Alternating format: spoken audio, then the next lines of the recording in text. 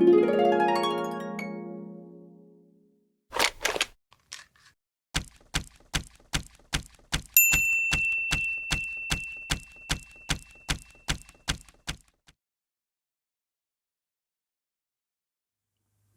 I'm getting ready to put a MAGWELL on one of my 1911s here, and I thought I would take a moment to answer some questions that I've been getting quite a lot lately about MAGWELLs, such as, are there different types? Are there different sizes? How do they install? Which ones work best? And should I run one at all?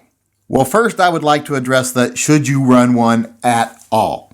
Well, if you're using your gun at the range a lot and say you like to do speed drills, fast reloads, etc., a MAGWELL can do a lot of good. It can really help you reload your gun a lot faster simply because it helps guide the magazine into place. So if that's something you want, yeah, run a MAGWELL. Or if it's your carry gun and you want to be able to use an extended magazine that has an extra round, but you don't want that ugly foot hanging off the bottom of it, or you want to be able to reload faster, yeah, then definitely use a MAGWELL. But if fast reloads is not something you're really worried about, and you don't use an extended magazine, you just use the stock flush magazines that come with your gun, especially a 1911, then no, don't use a MAGWELL. Why would you want to increase the size of the gun without increasing the performance of the gun? If you're not going to run the extended mag, then just leave the bottom flat, because that's less gun you have to cover when you're concealing.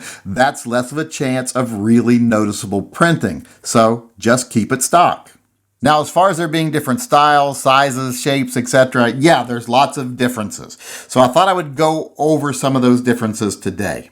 Now, one difference you're going to want to pay attention to, especially if you like a specific type of checkering, is the actual checkering on the back of the mainspring housing part of the MAGWELL.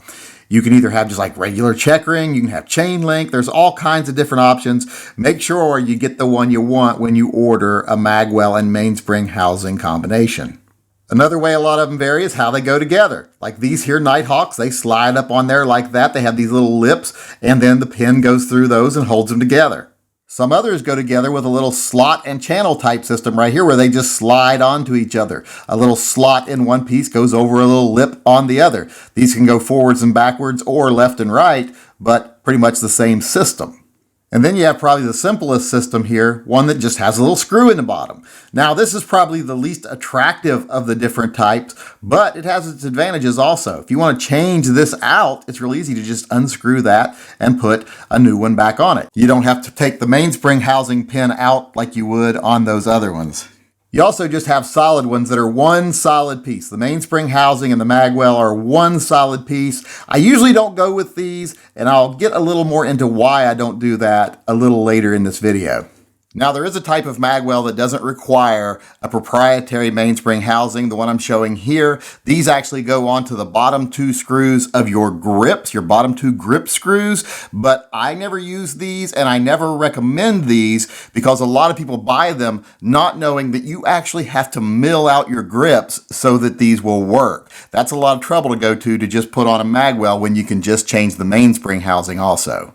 You can also get those great big giant oversized ones, but those are more for competition than they are for carry. Now, as far as size and shape is concerned, yes, there's lots of variances between different manufacturers. The Nighthawk one here, you can see is a lot narrower. You can use this MAGWELL with standard cut grips. It's made to where you don't have to have mag cut bottoms on your grips. Whereas these other two over here are wider, so you're probably going to want a MAGWELL cut grip. Now, the ones here that are more rounded are the ones I tend to prefer because they tend to match up with the grips better. When you have MAGWELL cut grips, these tend to match the shape of the grip pretty well. The ones that have the more flattened off sides that are just a tiny bit more squared, they don't fit the grip shape quite as well. You actually tend to see a little bit more of the MAGWELL when you're looking down on it from the top because it's not covered by the grips. So not as crazy about those. I actually prefer the ones that are rounded off. Now, a couple more small differences to pay attention to when you're ordering one is make sure you're getting the right size. If you have a government size or commander size 1911, you're going to want the full size mainspring housing part here. If you've got an officer's model, CCO model, something like that, you're going to want the smaller mainspring housing like this one here.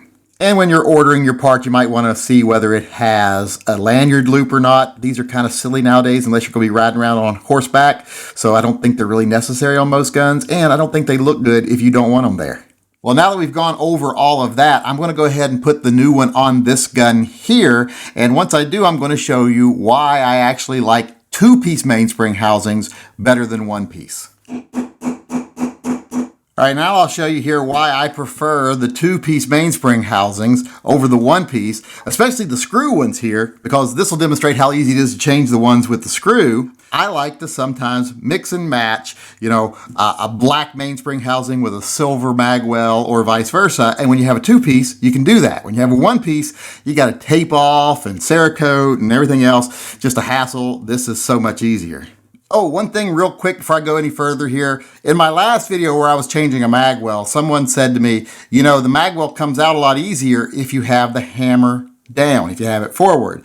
That's not actually correct, at least not in my opinion, because when you have the hammer back, that actually puts tension on the mainspring housing, and when you pop the pin out, it comes out more easily. I have more trouble getting these to slide out than anything, so I like hammer back when I'm taking it out, hammer forward when I'm putting it back in. But like I was saying, I like to mix and match stainless and black sometimes, and it makes it so easy having these two-piece systems.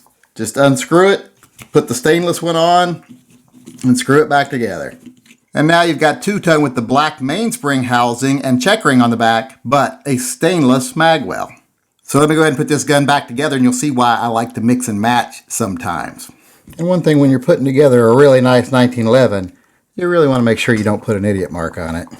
Okay, there, it's all back together, and I think you can see now why I like to do the mix and match sometimes. I could have done this the opposite. I could have done a black bottom and a silver mainspring housing. That would also look nice because it kind of brings together the silver on the front of the gun there, as you can see as it comes into focus, and the silver trigger. It all starts to look a little better, starts to blend in a little more with that extra silver down here. Now, this one isn't actually stainless. You might see a small difference in the color of them. That's because this is carbon steel. Once the stainless one I ordered comes in, I'll replace this one with the stainless one, but this is one I bead blasted earlier to actually re-ceramic coat, but eventually it will be an actual stainless one. So there you go. That's the different sizes and shapes of mainspring housings and everything you need to know if you're going to order one, and in my opinion, what you need to know if you're deciding whether you want to carry one or not. And it shows you a little bit of the benefits of being able to mix and match the two pieces here to get the looks that you like. Like, I'm very particular about how something looks. I like to have something that looks nice. So hopefully that answers all the questions people had about mainspring housings and magwells.